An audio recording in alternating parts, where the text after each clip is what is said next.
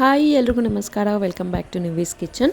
ನಾನಿವತ್ತು ಶಾವಿಗೆ ಪಾಯಸ ಯಾವ ರೀತಿ ಮಾಡೋದು ಅಂತ ಹೇಳ್ಕೊಡ್ತಾ ಇದ್ದೀನಿ.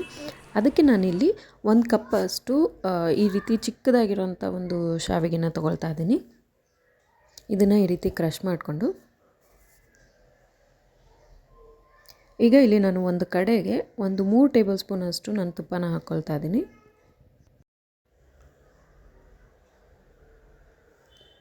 ತುಪ್ಪ ಬಿಸಿ ಆದಮೇಲೆ ಇದಕ್ಕೆ ನಾನು ಇಲ್ಲಿ ಬಾದಾಮಿ, ಗೋಡಂಬಿ ಮತ್ತು ದ್ರಾಕ್ಷಿ ಇವೆಲ್ಲನೂ ಈ ರೀತಿ ನಾನು ಫ್ರೈ ಮಾಡ್ಕೊಳ್ತೀನಿ. ಇಲ್ಲಿ ಕ್ವಾಂಟಿಟಿ ನೀವು ಎಷ್ಟು ನಿಮಗೆ ಇಷ್ಟ ಆಗುತ್ತೋ ಅಷ್ಟು ತೊಗೋಬೋದು. ನಾನಿಲ್ಲಿ 1-2 ಟೇಬಲ್ ಸ್ಪೂನಷ್ಟು ಎಲ್ಲನೂ ಹಾಕ್ಕೊಳ್ತಾ ಇದ್ದೀನಿ.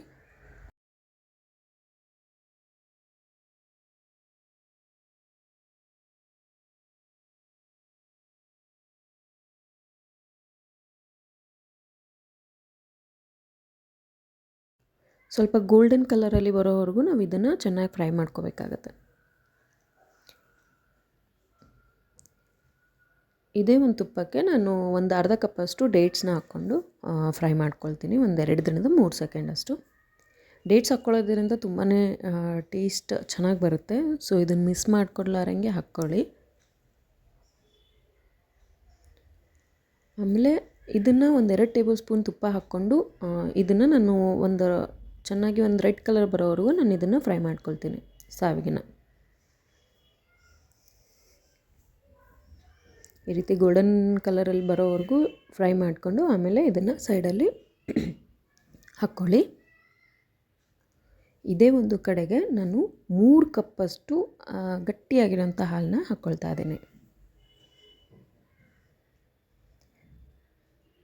ಗಟ್ಟಿ ಹಾಲು ಈ ರೀತಿ ಕುದಿ ಬಂದಾಗ ಕೆನೆ ಬಿಡ್ತಾ ಹೋಗುತ್ತೆ. ಆ ಕೆನೆನೆಲ್ಲ ಇದಕ್ಕೆ ಹಾಕ್ತಾ ನೀವು ಇದನ್ನು ಬೇಯಿಸ್ಕೋಬೇಕಾಗತ್ತೆ, ಬಾಯ್ಲ್ ಮಾಡ್ಕೋಬೇಕಾಗತ್ತೆ.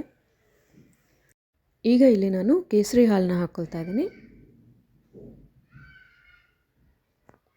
ಇವಾಗ ಈ ಹಾಲು ಏನಿದೆ ಅಲ್ಲ 75% ಅಷ್ಟು ಆಗಬೇಕು. ಅಲ್ಲಿವರೆಗೂ ಇದನ್ನು ಚೆನ್ನಾಗಿ ಕುದಿಸ್ಕೋಬೇಕಾಗತ್ತೆ.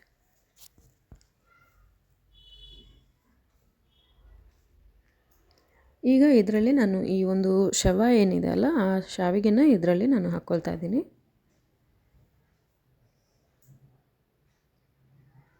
ಹಾಕ್ಕೊಂಡು ಇದಕ್ಕೆ ನಾನು ಒಂದು 2-3 ನಿಮಿಷ ನಾನು ಇದನ್ನು ಚೆನ್ನಾಗಿ ಬೇಯಿಸ್ಕೊಳ್ತೀನಿ. ಇವಾಗ ಈ ಒಂದು ಹುರ್ಕೊಂಡಿರೋವಂಥ ಎಲ್ಲ ಡ್ರೈ ಫ್ರೂಟ್ಸ್ನ ನಾನು ಇದರಲ್ಲಿ ಹಾಕ್ಕೊಳ್ತಾ ಇದ್ದೀನಿ.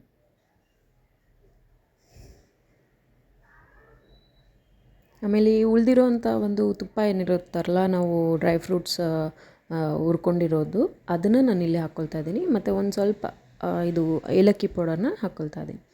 ಹಾಕ್ಕೊಂಡು ಇದನ್ನು ಚೆನ್ನಾಗಿ ಮಿಕ್ಸ್ ಮಾಡ್ಕೊಂಬಿಟ್ಟು 1-2 ನಿಮಿಷ ಇದನ್ನು ಕುದಿಸ್ಕೊಂಡು ನೀವು ಇದನ್ನು ಸರ್ವ್ ಮಾಡ್ಬೋದು. ನೋಡಿದ್ರಲ್ಲ ಯಾವ ರೀತಿ ಈಸಿಯಾಗಿ ಶಾವಿಗೆ ಪಾಯಸನ ಮಾಡ್ಬೋದು ಅಂತ. ಒಂದು ಸಲ ನೀವು ನಿಮ್ಮ ಮನೇಲಿ ಟ್ರೈ ಮಾಡಿಬಿಟ್ಟು ನೋಡಿ, ತುಂಬಾ ಚೆನ್ನಾಗಿರುತ್ತೆ, ಟೇಸ್ಟಿಯಾಗಿರುತ್ತೆ.